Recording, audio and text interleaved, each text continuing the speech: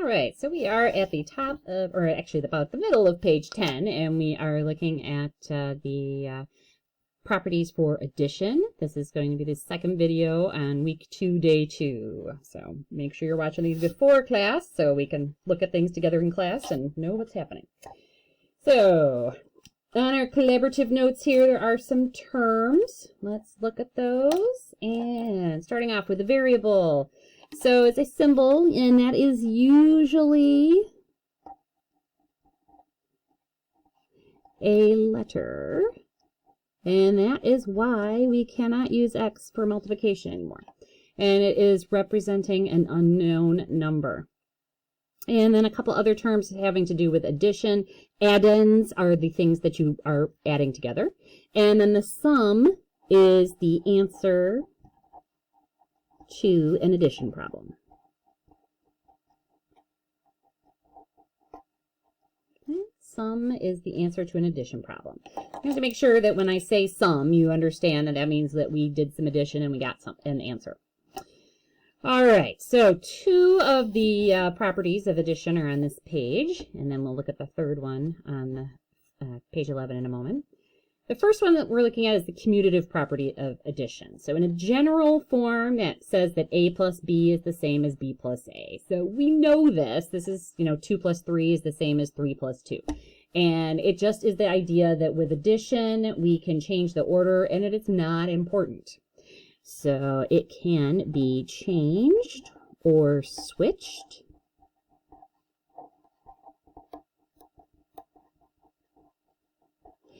And if I'm looking at this more specific example with numbers, we know that if I have 5 plus 12, I could change that to 12 plus 5 using the commutative property, and it would not change the answer. Both sides of that would end up being 17.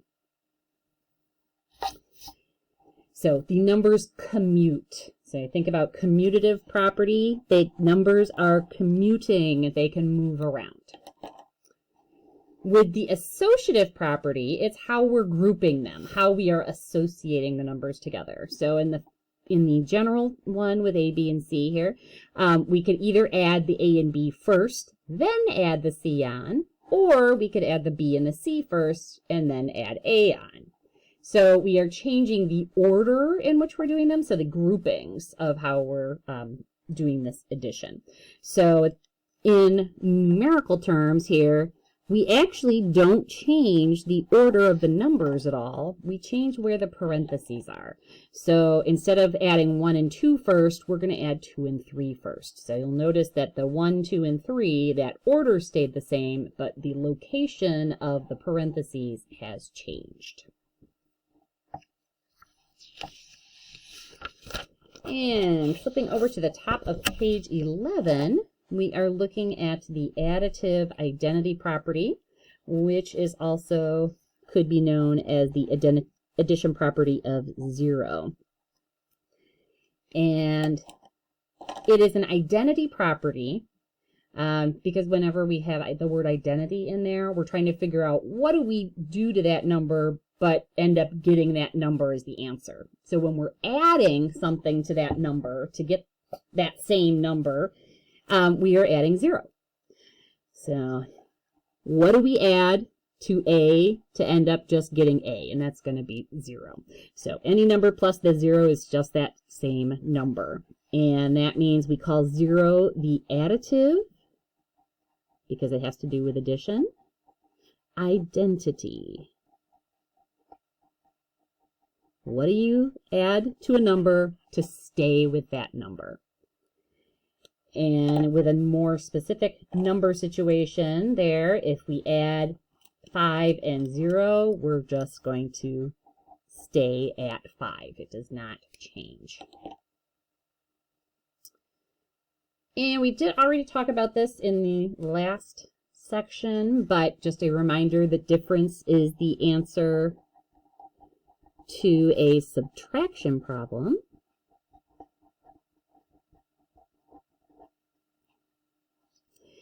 And also that with the terms here that a perimeter is the distance that you walk around a figure. So we are just adding up all of the side lengths. But make sure that all the units are the same first.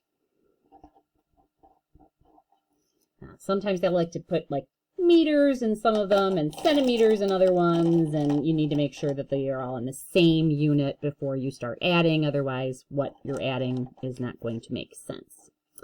All right, so looking at a couple of these, and again, we will look at more during class time, so we'll look at a couple of these.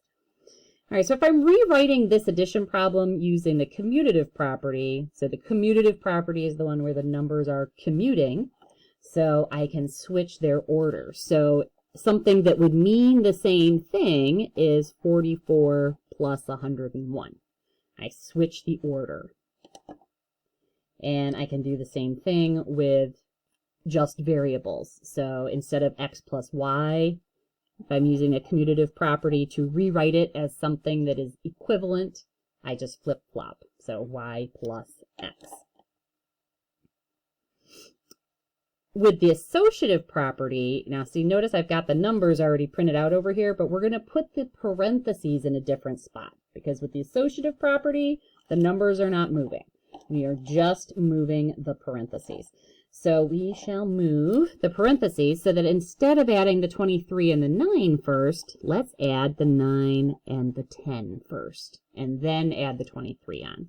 So there, I use the associative property to move the parentheses there, but I still have the same thing on both sides of the equation. It's going to be equal when I do those additions.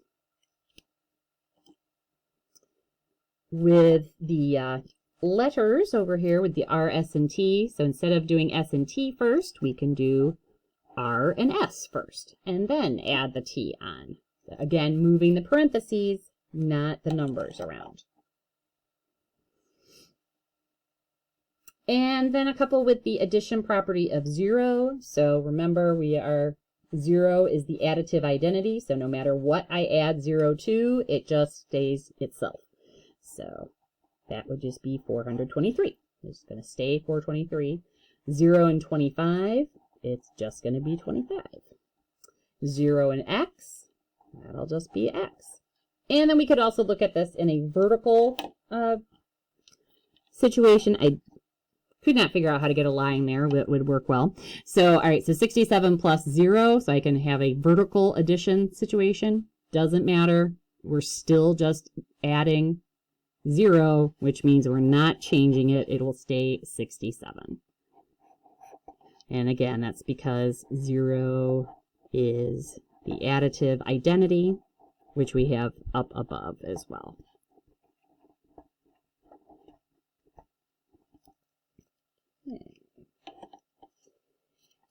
And I'm going to pause on explaining the difference between commutative and associative properties of addition, because we're going to look at that in class together, and I want you to come up with a way to describe that to yourself in your own words so that you're really clear on the difference between them when you look at different problems on ALEKS. All right, thank you, and we will look at some of these other examples that we didn't get to right in here. We'll look at tomorrow.